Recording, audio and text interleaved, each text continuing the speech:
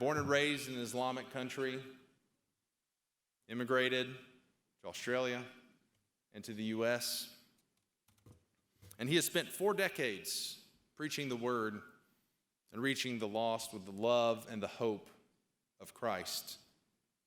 Would you please join me in welcoming a dear friend, Dr. Michael Youssef.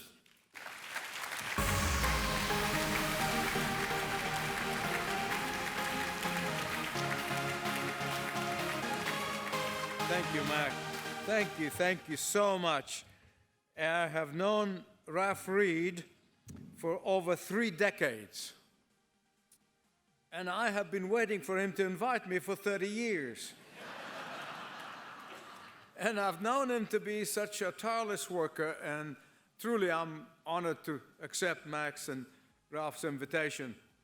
Faith and Freedom Coalition is known best, the best door knockers in the world.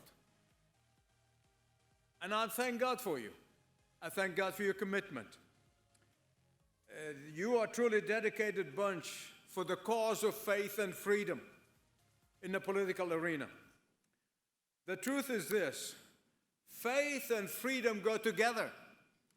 Without freedom, faith is stifled and squelched. Without faith, there can be no true freedom.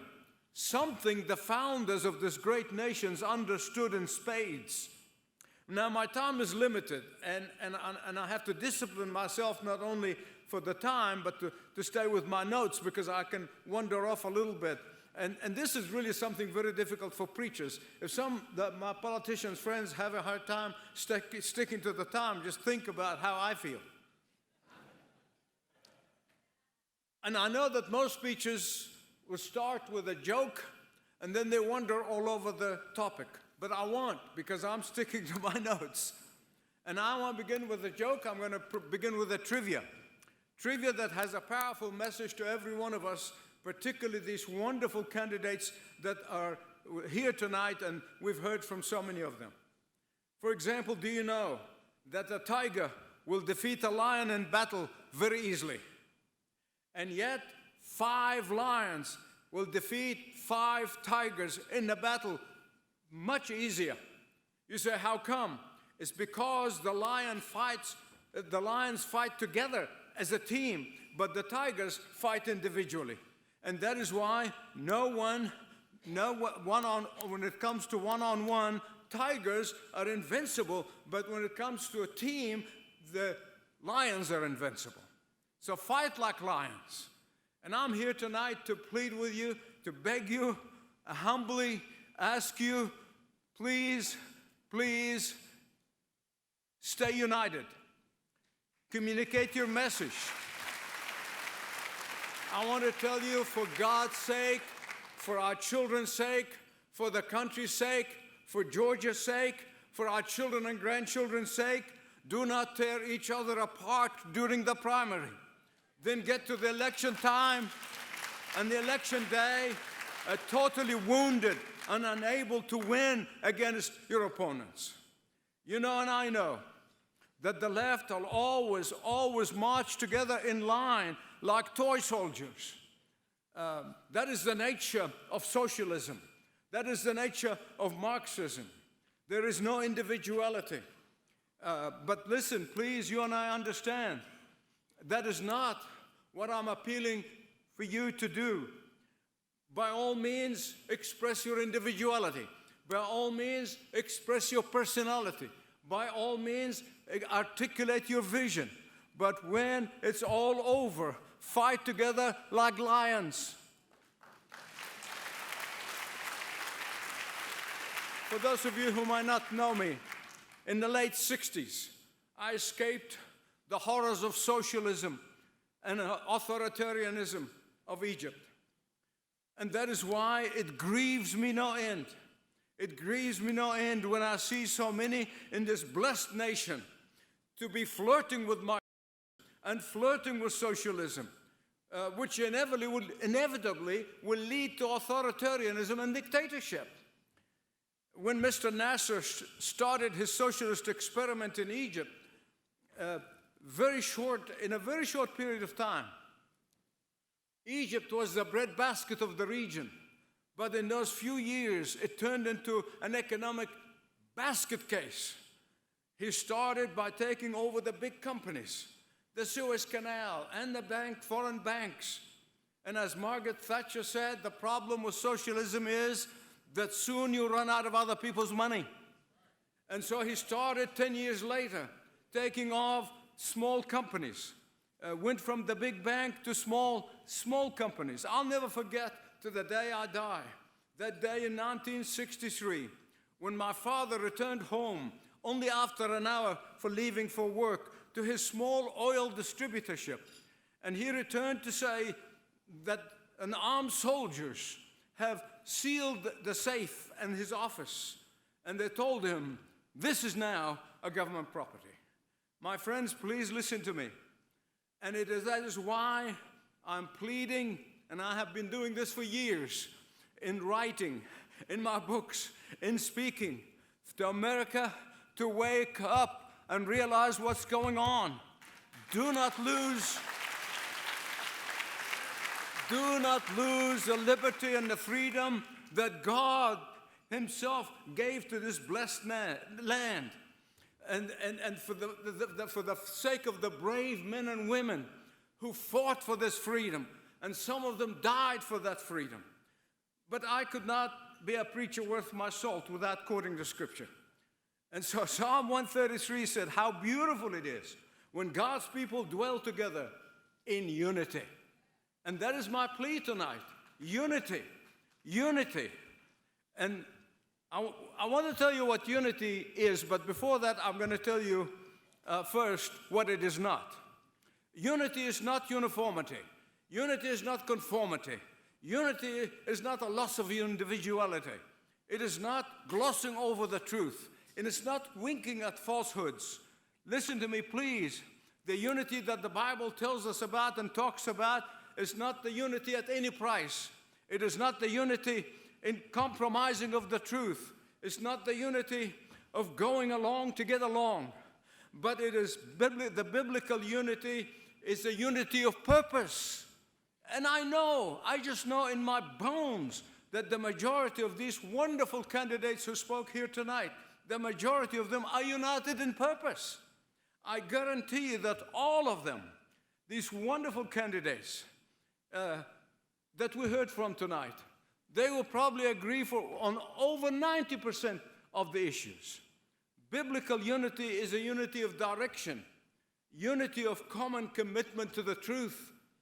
And that is why the psalmist said, how good and pleasant it is when God's people unite together. That means that we have the same conviction, that we are cut out of the same cloth. I remember as a young boy, I had older sisters, and I remember my mother saying to them, they used to knit all the time, and they would say, don't knit wool with cotton. It ruins the garment. And we are cut of the same cloth here tonight. And that is why I am pleading with you. We are committed to the founders' principles. That is our unity. We're united in the founders' principles, namely that our freedom comes from God, not from the government. And please, somebody inform Senator Warner of Virginia that our liberty comes from God, not from the government. And our freedom fosters faith, and faith produces freedom. That we seek to encourage, to empower, to motivate, to uplift free enterprise and hard work. We are to lift people up, not destroy their God-given talent. We given the privilege to encourage, motivate young people to stand up. And as I tweeted literally within minutes of Charlie's death, that may God hear our prayers and raise 1 million Charlie Kirks.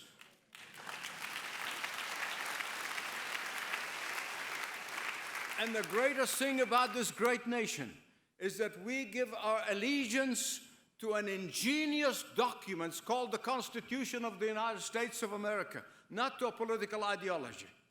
Some have called this beautiful unity a rare and exotic plant.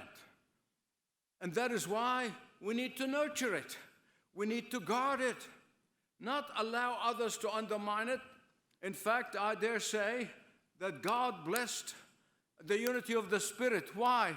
Because it is peaceful, it is serene, it is joyous, it is inviting. Why else do you think millions of people line up like me to come to this country legally? I am so thankful to the Lord for my salvation, first of all, and for the privilege that I live in this great land. Why? Because they want to escape from the horrors of the lives that they're living in, which now is being flirted with by so many people in this country. Please listen to me. I want to give you another example from the animal world. Peter, people are going to love me tonight. When a group of thoroughbred horses face an attack from the outside, they stand in circle, facing each other, and with their back legs, they kick at the enemy. But donkeys, on the other hand, did you get that? Donkeys. They do the opposite. They circle up, facing the enemy, and with their hind legs, they kick each other. That is why we have an elephant. And so I'm here to plead with you.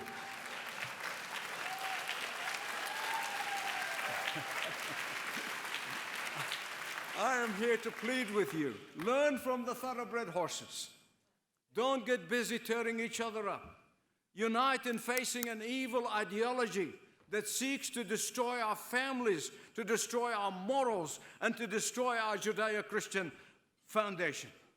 And so let me ask you to ask yourselves, as you run for these offices, and many of the others who might not be here, but I want to ask you, before you start turning into your fellow conservatives, please ask yourself this question. In fact, I'm going to ask you that question, and I want to invite you to answer me.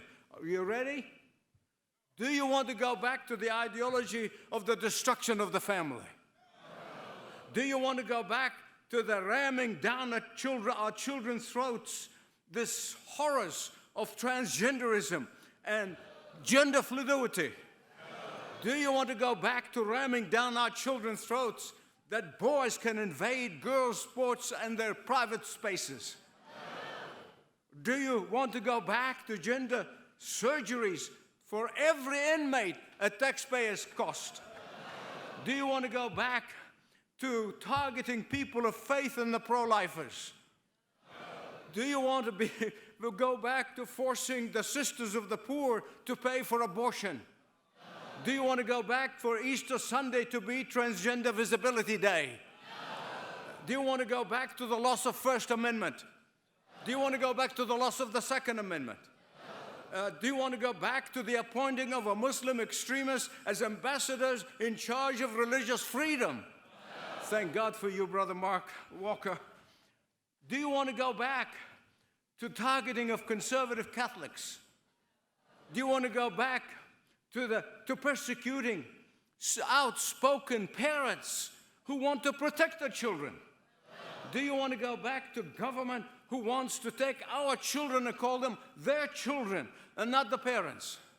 Do you want to go back to the days of incompetent people who occupy sensitive positions because of diversity, equity, and inclusion?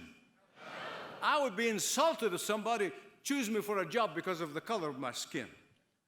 And if no is your answer, then let's go and make Georgia great again. God bless.